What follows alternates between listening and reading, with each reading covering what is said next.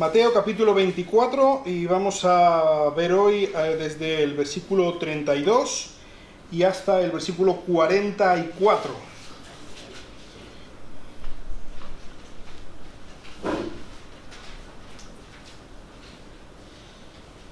No sé a cuántos de vosotros os gusta la historia. Hay un personaje histórico muy importante tanto a nivel de la historia universal como a nivel de la historia de la Iglesia. Y fue un emperador romano que se llamaba Constantino. Vivió en el siglo IV después de Cristo. Y fue una figura muy importante porque fue, además, justo después de la peor persecución que ha sufrido la Iglesia de parte del Imperio Romano. Él vino justo después y él fue el primer emperador que legalizó el cristianismo. No lo hizo la religión oficial del imperio, como dicen algunos, pero sí lo legalizó, sí hizo posible ser cristiano y ser un buen romano a la vez.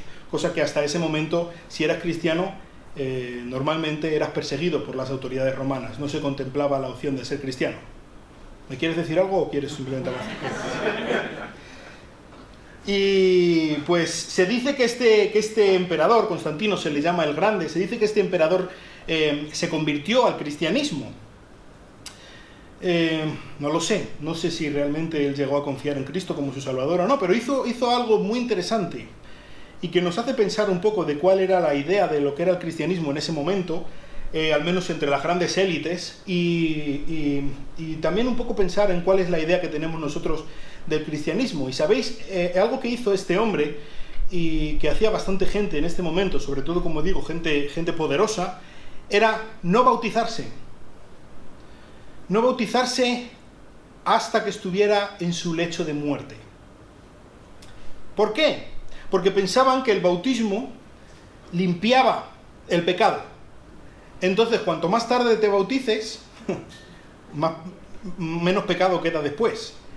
Si tú te bautizas, si justo te bautizan en el mismo momento, justo antes de morir, entras al cielo niquelado. Perfectamente limpio. ¿Verdad?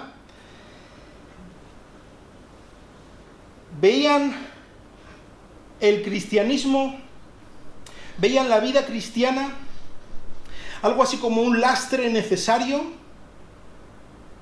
para poder escapar del infierno, porque realmente lo que queremos es escapar del infierno. Entonces, cuanto más tarde nos bauticemos, más tarde tengo que empezar a vivir la vida cristiana, este lastre necesario. Entonces todo lo que yo pueda alargar el empezar a vivir esta vida cristiana es eso de vida que yo llevo ganado, de vida propia, no de vida cristiana, de vida propia. Y así entro al cielo, escapo del infierno y a la vez yo he vivido mi vida. Bien, ¿no? Salgo ganando, es perfecto. Constantino no había entendido absolutamente nada. Y muchas veces nosotros que tenemos ese mismo concepto, no hemos entendido absolutamente nada. Vamos a leer el texto que tenemos para hoy. A partir del versículo 32 de Mateo 24 dice así: de la higuera aprended la parábola, cuando su rama ya se pone tierna y echa hojas, sabéis que el verano está cerca. Así también vosotros, cuando veáis todas estas cosas, sabed que está cerca, a las puertas. En verdad os digo, que no pasará esta generación hasta que todo esto suceda. El cielo y la tierra pasarán, mas mis palabras no pasarán. Pero de aquel día y hora nadie sabe, ni siquiera los ángeles del cielo, ni el Hijo, sino solo el Padre. Porque como en los días de Noé, así será la venida del Hijo del Hombre. Pues así como en aquellos días antes del diluvio estaban comiendo y bebiendo, casándose y dándose en matrimonio, hasta el día en el que entró Noé en el arca, y no comprendieron hasta que vino el diluvio y se los llevó a todos, así será la venida del Hijo del Hombre. Entonces estarán dos en el campo, uno será llevado y otro será dejado. Dos mujeres estarán moliendo en el molino, una será llevada y otra será dejada. Por tanto, velad, porque no sabéis en qué día vuestro Señor viene. Pero comprended esto: si el dueño de la casa hubiera sabido a qué hora de la noche iba a venir el ladrón, hubiera estado alerta y no hubiera permitido que entrara en su casa. Por eso, también vosotros, estad preparados, porque a la hora que no pensáis, vendrá el Hijo del Hombre. Vamos a hablar. Señor, te queremos alabar y te queremos bendecir por la seguridad, la esperanza cierta de que tu Hijo vuelve. Tú envías a tu Hijo de vuelta, Señor. No nos has dejado huérfanos. Y también Muchísimas gracias por estos anuncios, estas advertencias que por boca de tu propio Hijo nos diste, de que estemos alerta, que entendamos, que estemos velando y en guardia. Y te pedimos que hoy podamos comprender un poco más qué significa esto, que tú nos ayudes a comprender y a poder enfocar nuestras vidas mirando directamente hacia ese punto en la historia en el que tu Hijo Jesucristo volverá sobre las nubes del cielo. Y te lo pido en su nombre. Bueno, pues empezamos este texto que estamos viendo hoy con una parábola, y ya sabemos bastante acerca de las parábolas, ¿verdad? Hemos visto unas cuantas en el Evangelio de Mateo. Una parábola es una historia cotidiana que todo el mundo podía entender, que encierra una verdad espiritual muy importante. ¿Y cuál es esta parábola que nos dice Jesús? Está muy cortita, no es como las otras parábolas que estamos viendo, por ejemplo, en el capítulo 13. Es una parábola muy cortita. Simplemente Jesús dice, mirad, aprended de lo que pasa con la higuera. Cuando la higuera está verde, cuando empieza a sacar hojas, cuando empieza a estar tierna, esas son señales que tiene la higuera que te ayudan a ver que el verano se acerca. Precisamente, esta era una parábola muy visual en ese momento, porque, ¿recordáis dónde estaban? En el Monte de los Olivos, en este momento. Están en el Monte de los Olivos. ¿Recordáis qué pasó la última vez que estaban en el Monte de los Olivos? Allí había una higuera echando hojas. Estaban justo en el momento y estaban justo en el lugar perfecto para ver este fenómeno, este hecho. En ese momento las higueras estaban sacando hojas. Estaban en el tiempo de la Pascua, estaban al principio de la primavera. Entonces las higueras empiezan a sacar las hojas y esto significa que el verano está más cerca. Y desde luego allí el verano entra bastante antes que aquí. Están en un lugar muy cálido, entonces empieza a hacer calor mucho antes. Y allí salen un poco antes las hojas y brotan los higos de las higueras bastante antes de lo que pasa aquí, por ejemplo. Entonces, pero ¿cuál es el punto? ¿Cuál es la verdad espiritual? Jesús lo dice en el versículo 33. Cuando veáis todas estas cosas, sabed que está cerca, a las puertas. ¿Cuáles son todas estas cosas? Todas las señales que hemos estado viendo hasta ahora. ¿Qué señales? Las que veíamos de las contracciones de parto, que veíamos en los primeros 14 versículos, pero también todas las señales que indican el regreso inminente del Señor. ¿Recordáis? Estábamos viendo con el cuadro, y vamos a ver otro cuadro un poco diferente, de las señales que marcarían este final de la tribulación, este final de la semana 70 que veíamos en el profeta Daniel, y que marcaban la inminencia del regreso de Jesucristo. Así que, algo que podemos ver de esto que está aquí diciendo Jesús. Luego vamos a hablar un poco más acerca de esto, pero si Jesús está hablando, cuando veáis que se cumplen todas estas cosas, pues todo lo que hemos estado viendo, por ejemplo, la semana pasada, a partir del versículo 15 y hasta el versículo 31, nosotros no estamos viendo que se esté cumpliendo. Eso es algo que se cumplirá en el futuro. ¿Qué quiere decir eso? Esto que Jesús está diciendo, al menos inicialmente, no es para nosotros. Y esto es un concepto que tenemos que meternos en la cabeza. Hay muchos pasajes en la Biblia que no están escritos para nosotros. Esto no quiere decir que no podamos sacar enseñanzas para nosotros. ¿Por qué? Porque nos hablan de un Dios que también es nuestro Dios, y podemos aprender de cómo es nuestro Dios, cómo trata a su pueblo, de la manera en que Él trata a su pueblo, sobre todo pasajes en el Antiguo Testamento. Y muchas veces nos encanta coger pasajes, sobre todo de bendiciones y de promesas, que Dios le hace al pueblo de Israel en un contexto en específico, en un momento de juicio o en un momento en el que está prometiéndole algo para el futuro a Israel, y nosotros nos lo apropiamos como si nos lo estuviera diciendo a nosotros. Pero nosotros no somos Israel. ¿Entendéis? Hay que tener mucho cuidado, sobre todo con las promesas, con las palabras bonitas que nos gustaría que Dios nos estuviera diciendo directamente a nosotros. Pues Dios nos dice muchas cosas muy bonitas, y Dios nos promete muchas cosas maravillosas, pero no todo lo que está en la Biblia es como una carta de amor que Dios nos haya escrito directamente a cada uno de nosotros. ¿Entendéis? Hay muchas cosas en la Biblia que tienen un contexto, que tienen receptor muy, muy específico y no debemos reclamarlo para nosotros cuando no es nuestro. Eso sería robar. ¿Vale? Y aquí específicamente vemos algo que Jesús está diciendo. Cuando veáis esto, aprended de la higuera. Igual que la higuera cuando está reverdeciendo y cuando está tierna, sabed que el verano se acerca.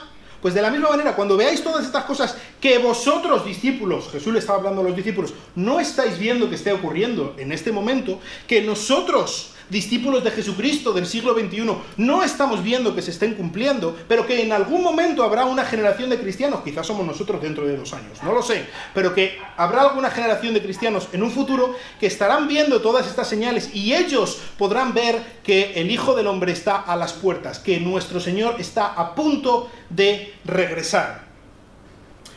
En verdad os digo, versículo 34, que no pasará esta generación hasta que todo esto suceda. Y aquí la hemos liado. ¿Alguna vez habéis leído este versículo y habéis dicho como, ¿es que se ha confundido Jesús? Estaba mirando varias maneras en las que los expertos explican esto tan aparentemente extraño. Y tengo cuatro posibles soluciones. Número 1. Estaba hablando de esa misma generación. Cuando habla de esta generación, quiere decir esta generación que está viviendo ahora mismo, según Jesús estaba hablando. Y entonces los expertos que piensan esto, ellos interpretan como que estas cosas, cuando dice el versículo 32, cuando veáis todas estas cosas, o todo esto en el versículo 34, se está refiriendo a lo que ocurría hasta el versículo 30. Entonces aparecerá en el cielo la señal del Hijo del Hombre y tal. Hasta ese momento. ¿Por qué? Porque veíamos que muchas de esas señales se habían cumplido, específicamente sobre todo en el año 70, cuando el general Tito arrasó la ciudad de Jerusalén, y había habido guerras, y había habido hambres, y había habido terremotos, y había habido muchas cosas que interpretan como que eso ocurrió en ese momento. Entonces, Jesús está hablando de estas cosas es hasta el versículo 30. Que es una opción que podría ser, pero yo no creo que sea. Entonces, ¿de qué está hablando con esta generación? Otra opción podría ser esta generación, hablando de esta generación, la generación que viva esos acontecimientos.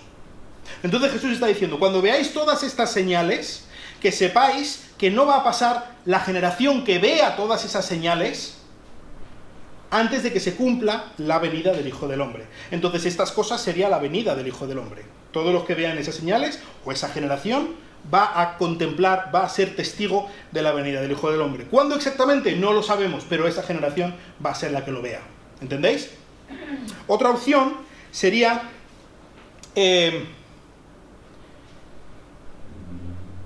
la generación que vea a Israel renacer como nación. Esta era una opción muy, muy cotizada, sobre todo a mediados finales del siglo pasado. En el año 48, el Estado de Israel volvió a existir. Desde el año 70 después de Cristo no había habido una nación de Israel hasta mediados del siglo pasado. Entonces, aquí tenemos escenario profético. La generación que vea renacer a Israel será la generación que sea testigo de la vuelta de Cristo. Pues yo creo que toda esa generación ha muerto ya casi y no han sido testigos de la vuelta de Cristo. Además que no veo nada de eso en el texto, no dice nada del renacimiento del Estado de Israel. Y por último, esta palabra generación también se puede traducir como raza o linaje. Entonces, también hay gente que piensa que cuando está aquí hablando de esta generación, está hablando de esta raza, es decir, los judíos, el pueblo judío, va a permanecer, no va a morir hasta que vea el retorno de Cristo para salvar a su pueblo Israel. Sí, va a seguir habiendo pueblo de Israel, incluso aunque durante casi 2000 años hayan estado sin nación, van a seguir existiendo, va a seguir habiendo pueblo de Israel. Dispersado, pero seguirá existiendo. ¿Cuál creo yo que es? Pues estoy más inclinado quizá por la generación que sea testigo de esos acontecimientos. aunque también perfectamente creo que podría ser hablando del pueblo de Israel, pero yo creo que será que está hablando de la generación que sea testigo de esos acontecimientos, pero bueno, tampoco tiene mayor importancia. Jesús dice, versículo 35, el cielo y la tierra pasarán, mas mis palabras no pasarán. ¿Qué está diciendo Jesús? Es potente esto que está diciendo Jesús, ¿eh? Jesús está poniéndose de una forma muy evidente, poniendo sus palabras como las palabras eternas, las palabras que permanecen, palabras de Dios. Jesús era la expresión de la palabra de Dios. Él era la palabra de Dios. En el principio era el Verbo, y el Verbo era con Dios, y el Verbo era Dios. Jesús está manifestando delante de sus discípulos su divinidad, y su divinidad, su deidad, en el sentido de que aquí yo soy el juez supremo. Yo soy el que habla y todo el mundo calla. Yo soy el gran Dios. Eso es lo que está diciendo Jesús. Escuchad muy bien a lo que yo estoy diciendo, porque lo que yo estoy diciendo no son las palabras de un profeta, con todo lo importantes que son las palabras de un profeta. Lo que yo estoy diciendo es la pura palabra de Dios, por la sencilla razón de que yo soy la palabra de Dios encarnada. Así que vemos la deidad, la fuerza, la autoridad de Cristo en el versículo 35. Y algo cambia en el versículo 36. Aquel día y hora nadie sabe, ni siquiera los ángeles del cielo, ni el Hijo, sino solo el Padre. ¿Qué está diciendo Jesús en cuanto a sí mismo en este versículo? Este es uno de los versículos en los que se ve claramente lo que, por ejemplo, en Filipenses capítulo 2, Pablo llama como el vaciamiento de Cristo. Jesús es Dios. Él es la pura, perfecta expresión de la divinidad. Él es Dios absoluto y supremo. Pero, en sumisión a su Padre, Dios el Padre, Jesús voluntariamente renunció a utilizar algunos de los atributos divinos que legalmente, que por propio derecho, por naturaleza, le correspondían, porque prefería someterse a su Padre.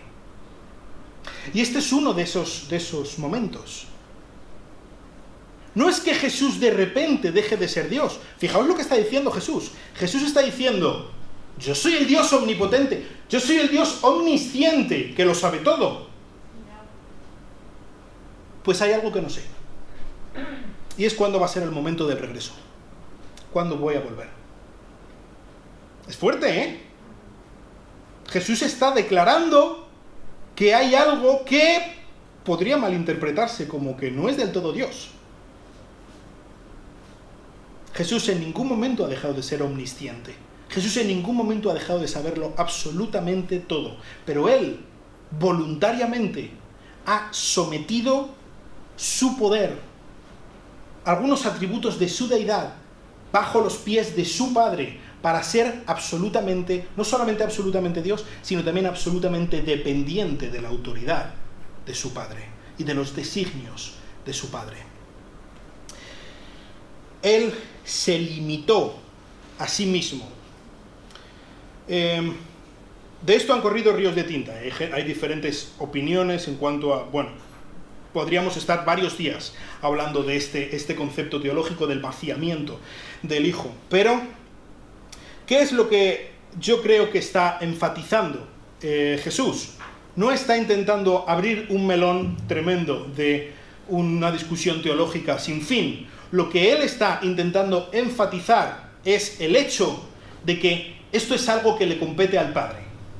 El Padre es el que lo sabe. ¿Sabéis? Había una costumbre en esta época que cuando ya estaba todo preparado para una boda,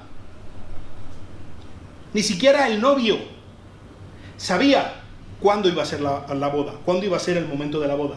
Entonces, el novio y la novia tenían que estar preparados, porque cuando el padre quisiera, en su sola autoridad, en su sola potestad, cuando el padre quisiera que la ceremonia comenzase, entonces él cogía la trompeta judía que hacían con un cuerno de un carnero, el shofar, y lo hacía sonar. Y esto significaba que la ceremonia iba a empezar.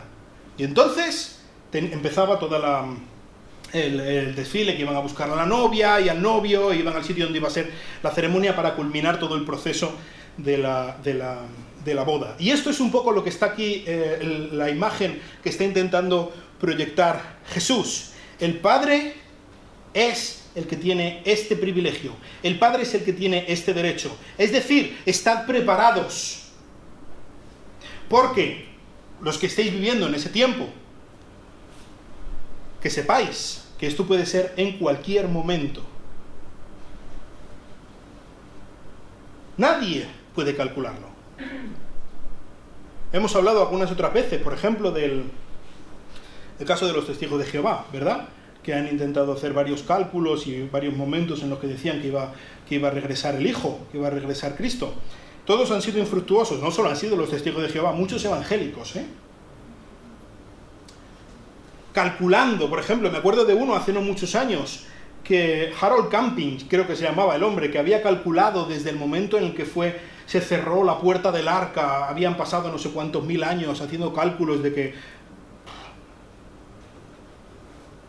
no solamente, fijaos, al final dice, versículo 44, a la hora que no pensáis. Es decir, no hagáis cálculos, es estúpido, no lo vais a saber. Simplemente vais a engañar a otras personas para su perjuicio y para vuestra ruina. No lo hagáis. No creáis a nadie que sepa cuándo va a volver Cristo. Porque ni Cristo lo sabe. ¿Cómo lo van a saber ellos? ¿Cómo voy a saber yo cuándo vuelve Cristo? Si no lo sabe ni mi Señor. ¿En qué cabeza cabe? Será como en los días de Noé. ¿Qué pasaba en los días de Noé?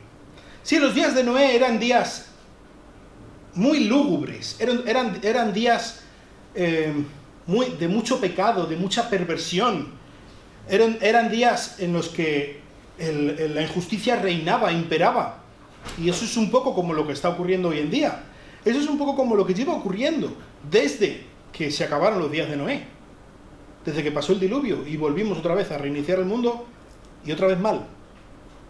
¿Qué es lo que está aquí diciendo Jesús con los días de Noé? Así será la venida del hombre como en los días de Noé. En aquellos días la gente estará viviendo sus vidas completamente normal, absolutamente, como que no pasa nada, comiendo y bebiendo, casándose y dándose en matrimonio, una cosa completamente normal, como una vida completamente normal. ¿Y os acordáis del tiempo en el que estamos hablando? Jesús estaba hablando de los días de la gran tribulación, como nunca ha habido en este mundo. Esos son los días que se comparan a los días de Noé. Yo estaba pensando, ¿cómo va la gente a tener días o vidas normales en medio de el peor periodo de la historia de la humanidad? No sé si os habéis fijado un poco en todos los juicios que hay en Apocalipsis. Millones y millones de muertos, y meteoritos, y ejércitos de 200 millones de personas por aquí y por allá, y unos escorpiones que te pican y deseas la muerte, pero a la gente le da igual, la gente sigue viviendo sus vidas completamente normal, como que no pasa nada. Aquí tenemos que ser felices, tenemos que vivir nuestra vida. ¡Hombre! ¡Claro que sí! ¡A vivir la vida! Porque no entienden, dice Jesús. No comprenden. No comprendieron hasta que vino el diluvio y se los llevó a todos. Así será la generación de los últimos tiempos, viviendo el tiempo más dramático de la historia y sin tener absolutamente ni idea, sin comprender. Lo único que quieren comprender, lo único que quieren hacer es vivir mi vida y punto. Y ya está, y yo quiero ser feliz, yo merezco ser feliz. Por lo tanto, voy a vivir la vida. Y cuando me muera, me moriré. Pero mientras, que me quitan lo bailado.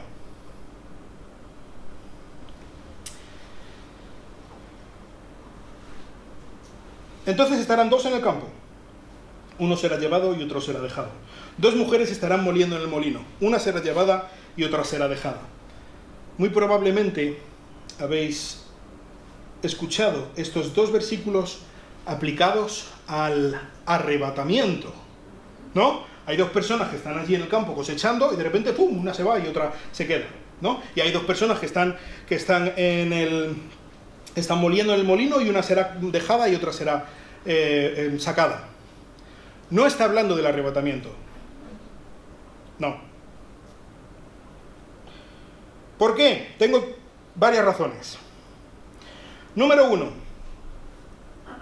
Jesús está hablando de los días de Noé. La generación que, a pesar de las señales, la señal grandísima de un pedazo de barco que estaba haciendo Noé, no entendieron. Y ellos perecieron. Se los llevó el diluvio. Está hablando en un contexto de juicio, no en un contexto de liberación. Número 2. Jesús, si os fijáis, está siguiendo un orden temporal. Empezó hablando de las señales antes de que Cristo volviera, las señales de que se acerca la venida de Cristo. Luego, la semana pasada estuvimos viendo las señales en el momento en el que Cristo vuelva, el periodo de la gran tribulación. Ahora Jesús está explicando un poco cómo será este tiempo. Y lo que veremos a partir de la próxima semana, no, dentro de 2 semanas, será, una vez que Cristo haya vuelto, ¿cuál será el juicio? Está siguiendo un orden cronológico. Y en este orden cronológico, el arrebatamiento no concuerda. ¿Entendéis? Jesús tendría que haber hablado del arrebatamiento antes de que empezara el tiempo del juicio en la tierra. ¿Entendéis? En el versículo 39, cuando está hablando de los días de Noé, dice que el diluvio se los llevó a todos. Esta expresión "se los llevó" es paralela de cuando dice en el versículo 40, uno será llevado, y en el versículo 41, una será llevada. ¿Qué estoy queriendo decir? La gente que es llevada, no es llevada para ser salvada, no es llevada para ser sacada del juicio para que no pase el juicio, es llevada para ser juzgada. Es llevada para que perezca, igual que perecieron los que fueron llevados por el diluvio. ¿Entendéis? Entonces, lo que está pasando es, en el momento en el que Cristo vuelva, habrá diferentes tipos de personas en el mundo. Más específicamente, 2. Y son ejemplificados por estos 2 que están arando y por estos 2 que están moliendo. Estas 2 que están moliendo. Una será llevada. ¿Para qué? Para juicio, para ser juzgada. La otra uno será llevado y otro será dejado. ¿Para qué será dejado? Para que entre en el reino. Para que disfrute del reino, porque Cristo ya ha vuelto. O Cristo está volviendo. Lo mismo con los 2 que están moliendo. ¿Entendéis? Aquí al que le va bien no es al que es llevado, sino al que es dejado. El que es llevado es para ser juzgado. Al contrario de lo que es el concepto del arrebatamiento. ¿Entendéis? Velad. Versículo 42. Porque no sabéis en qué día vuestro Señor viene. Velad. Es decir, manteneos en guardia. Esto es una palabra que se usaba para los soldados que tenían que hacer la guardia por la noche. Manteneos despiertos. Fijaos en estos 2 tipos de personas, el que es llevado y el que es dejado. Hay un tipo de persona, la que es llevada, que esta persona no entiende, no comprende, está viviendo en un tiempo en el que hay un montón de señales, no solamente de que Cristo es real y de que Cristo salva, sino de que Cristo vuelve y vuelve a juzgar, y no entiende y quiere seguir viviendo su vida y le da exactamente igual. Número 1, las personas que no entienden y viven sus vidas, pase lo que pase. Número 2, las personas que velan. Las personas que están en guardia, las personas que están preparadas, las personas que sí entienden, las personas que saben que Cristo vuelve y que por lo tanto yo tengo que vivir sabiendo que Cristo vuelve. Yo tengo que basar mi vida en el hecho de que Cristo vuelve. Estos son los dos tipos de personas. Yo estoy constantemente en guardia porque mi Señor vuelve. Comprended esto. Otra parábola que da Jesús. Si el dueño de una casa hubiera sabido a qué hora de la noche iba a venir el ladrón, hubiera estado alerta y no hubiera permitido que entrara en su casa. Si yo sé, porque se confunde, un ladrón le va a mandar un WhatsApp a su compañero ladrón y entonces mete mi número de teléfono en vez del compañero ladrón y dice, esta noche vamos a robar a casa de Miguel Ángel a las 3 de la mañana. Pues obviamente yo voy a estar preparado a las 3 de la mañana, me saco la escopeta del armario y estoy preparado para cuando vaya a venir el ladrón, ¿no? Sí, tengo una escopeta en el armario. No la tengo. Pero si eres ladrón, piensa que lo tengo. ¿Cuál es la enseñanza que está queriendo transmitir Jesús? En medio de esto, Jesús nos interpreta de nuevo esta parábola. Nosotros somos el dueño de la casa. ¿Quién es el ladrón? No lo digo yo, lo dice él. Jesús es el ladrón. Como él viene, si yo soy el dueño de la casa y sé a qué hora viene, voy a estar listo. Pero si yo sé que viene el ladrón, pero no sé a qué hora viene, ¿qué tengo que hacer? Estar con la escopeta toda la noche. Toda la noche, porque no sé a qué hora viene. Pues lo mismo está diciendo Jesús. Estad listos toda vuestra vida, porque no sabéis cuándo vengo. Yo soy como un ladrón que se puede presentar en cualquier momento. De hecho, Jesús dice, estad preparados, porque no es que no vaya a venir a la hora que esperáis, es que voy a venir a la hora que no esperáis. Así que, lección, esperadlo siempre. Estad siempre listos, siempre preparados, porque Cristo puede venir y puede pillarnos fuera de guardia. Como estábamos diciendo el otro día, puede venir y nos puede pillar haciendo lo que no debemos hacer, viviendo como no debemos vivir, abandonados a nuestra perversión y a nuestros vicios y a nuestra estupidez. Ahora, no sé si estáis pensando en algo, ya lo mencionamos brevemente la semana pasada, pero si nosotros no estamos viviendo en este tiempo de la gran tribulación, que no la estamos viviendo, entonces nosotros no tenemos que estar preparados, ¿no? Más aún, si nosotros no estamos viviendo este tiempo de la gran tribulación, ¿por qué estábamos diciendo hace 2 semanas que tenemos que estar preparados porque Cristo puede venir esta tarde? ¿No veis que aquí hay como una pequeña contradicción? Pero, ¿Cristo puede volver hoy o no? ¿Hay más señales que tenemos que esperar o no? Y entonces, ¿por qué hay más señales que tenemos que esperar según nos dice aquí? ¿Qué está hablando Jesús? Voy a intentar explicarlo un poco. Al menos lo que yo pienso en cuanto a esto. De nuevo, espero que mis dibujitos aclaren en vez de liar. Vamos a ver. Bueno, para empezar, en los versículos del 1 al 14, como estábamos diciendo ahora, veíamos que Jesús decía, todo lo que se tiene que cumplir, ya se ha cumplido. Cristo puede volver esta tarde, perfectamente, ¿vale? En los versículos del 15 al 31, la semana pasada, veíamos que todavía hay una serie de eventos que tienen que ocurrir antes de que Cristo vuelva. Aún no sabemos quién es el anticristo. Aún no ha ocurrido la abominación de la desolación de la que habló el profeta Daniel. Aún hay cosas que tienen que ocurrir que no han ocurrido.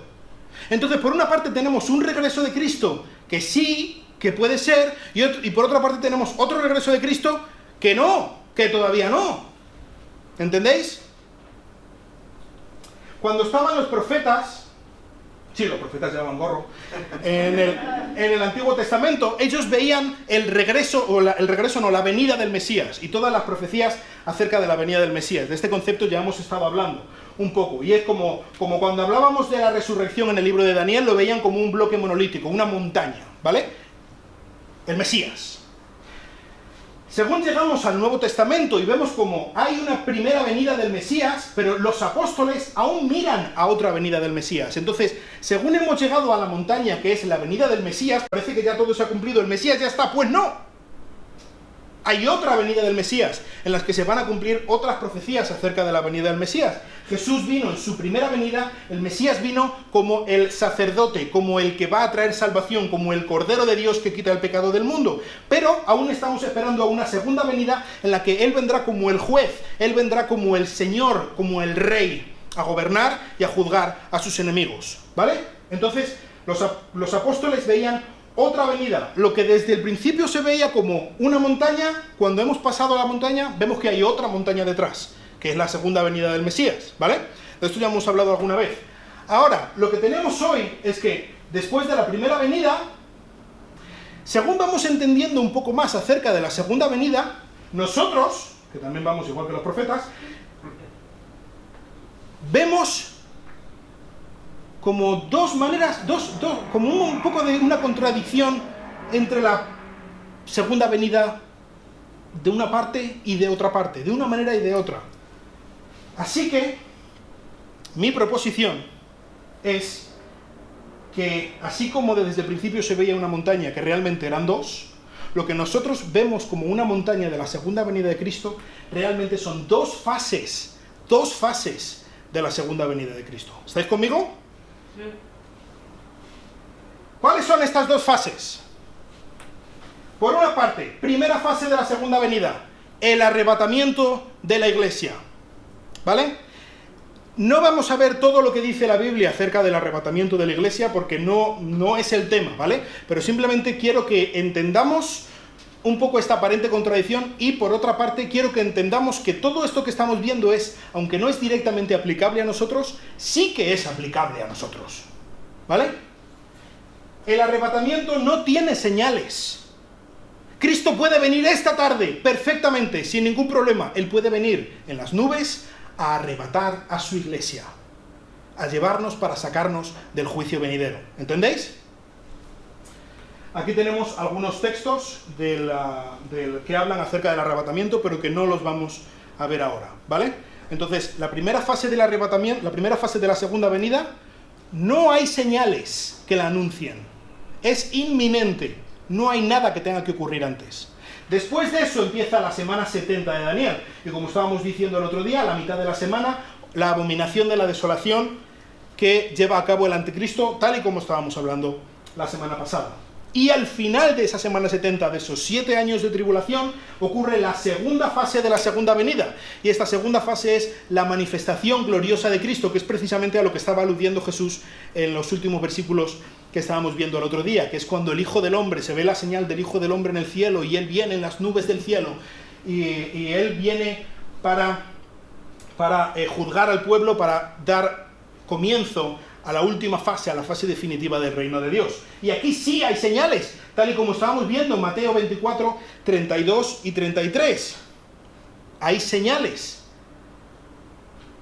Y de la misma manera que vosotros veis una higuera que tiene hojas y sabéis que está cerca, pues de la misma manera que sepáis que cuando se cumplan todas estas señales, que se cumplirán a la última mitad de la semana 70, entonces Cristo está cerca.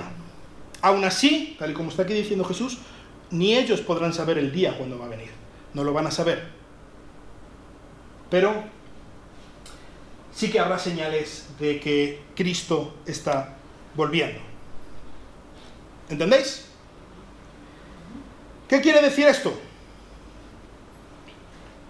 Jesús dice a los que estén viviendo en este tiempo: estad preparados, estad preparados. No viváis como los que no saben, como los que no entienden. Pero ¿sabes? Eso perfectamente es aplicable para ti y para mí, en nuestro día a día, ahora mismo. Porque no sabemos si estamos viviendo los últimos tiempos.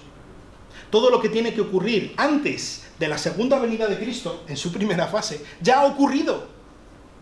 Por lo tanto, como decíamos perfectamente, Cristo puede volver esta misma tarde, o ahora mismo, o mañana por la mañana. Así que Jesús hace esta contraposición entre los que no entienden y siguen viviendo sus vidas y los que sí entienden y velan y están alerta y están pendientes. Hay algunas personas, la mayoría, que sencillamente no entienden el sentido de la vida y piensan que vivir es igual a divertirse, o a tener familia, o a ganar mucho dinero, o a gozar de mucho placer. Eso es la vida. Y por lo tanto, en eso enfocan toda su vida. Viven como si Dios no existiera. Hay otro tipo de personas, que son las personas que sí entienden cómo funciona la vida. Entienden que Cristo vuelve. Entienden que vuelve el Señor y su galardón con Él. Y que por lo tanto deciden que no es tan importante el dinero, el placer, la felicidad, el viajar, el vivir mi vida como el vivir conscientemente, sabiendo que mi Señor vuelve y me va a pedir cuentas de lo que yo he hecho en todo el tiempo de mi vida. Estas personas viven como si no solamente Dios existiera, sino que como que Dios vuelve.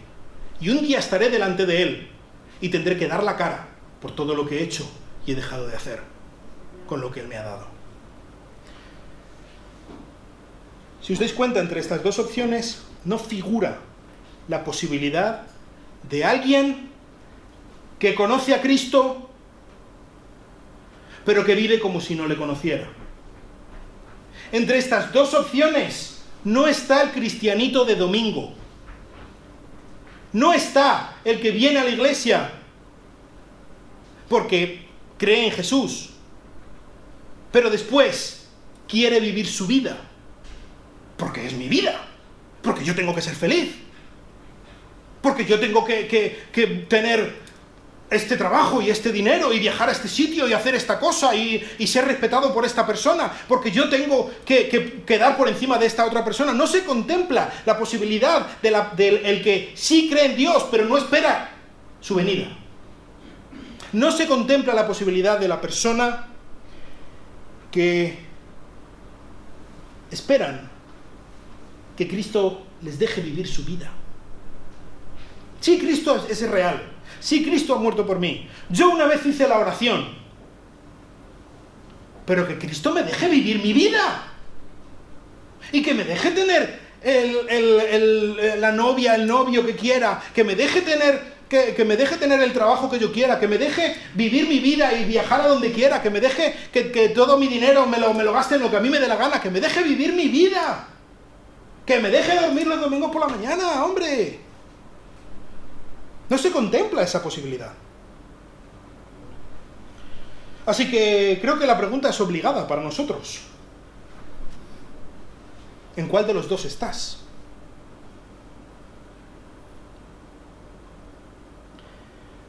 ¿Vives mirando y esperando que llegue el momento en el que Cristo vaya a volver? Hermano, si Cristo volviera hoy, ¿te fastidiaría algún buen plan?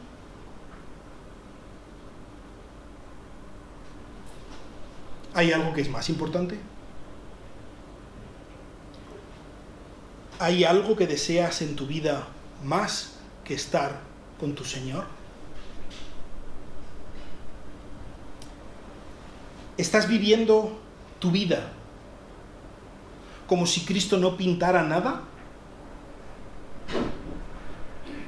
Y si sí, porque es muy fácil decir, yo me engaño muchísimas veces, sí, yo estoy viviendo mi vida como si Cristo pintara mucho en mi vida, sí, vale, ¿en qué?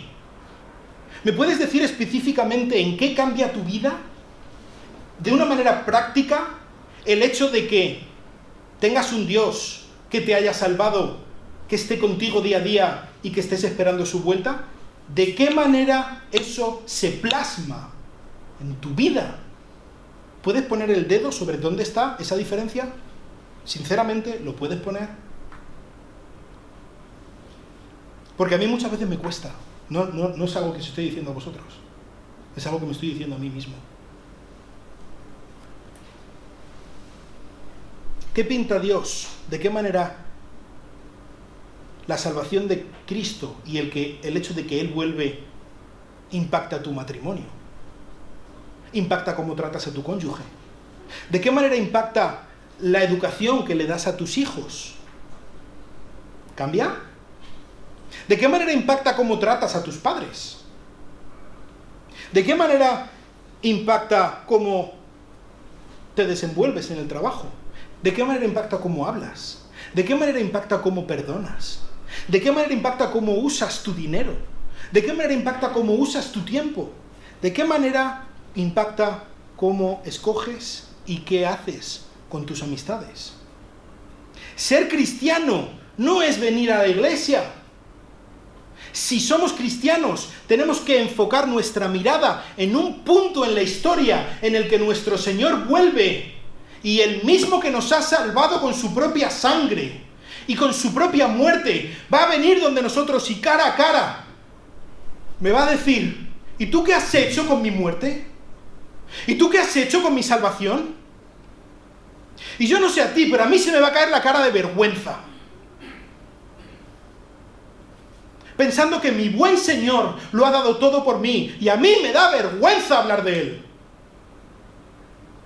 Y yo no quiero molestar a otras personas, y no quiero que me traten como a un ingenuo, como a un medieval, porque me da vergüenza.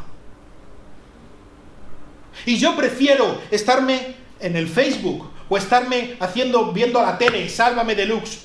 Personalmente no lo prefiero, pero prefiero estar viendo la tele, prefiero estar haciendo cualquier otra cosa antes de ponerme delante de mi Señor, antes de intentar ser un reflejo de mi Señor a este mundo. ¿Y con qué cara vamos a mirar al juez cuando vuelva? A nuestro Señor, a nuestro buen Jesucristo. Sabiendo que todo lo que Él nos ha dado lo estamos pisoteando. Viviendo como si no hay Dios. Viviendo como los que están en los días de Noé. Y no entienden. Y nosotros somos de los que entendemos. Por lo tanto, tenemos que estar velando. Tenemos que estar viviendo constantemente, sabiendo que como un ladrón en la noche, Cristo vuelve. Cualquier otra cosa es tirar nuestra vida. Cualquier otra cosa es pisar la sangre de nuestro Señor. Conscientemente. El reto que Cristo nos manda es permanecer en tensión. El reto que Cristo nos manda es como el que está en una carrera y estar preparados.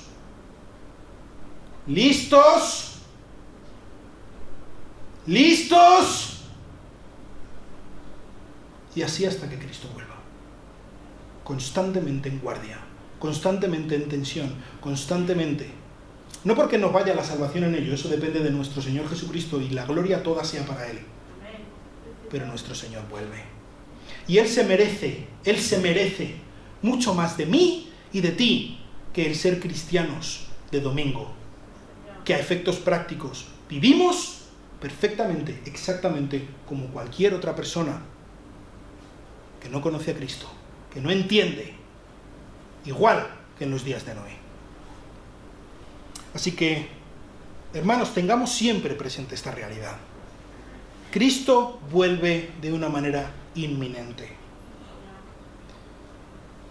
Y cómo vivamos frente a esta realidad, frente a esta verdad absoluta, esto es sencillamente un indicador de cómo está nuestro corazón, de dónde está nuestro corazón.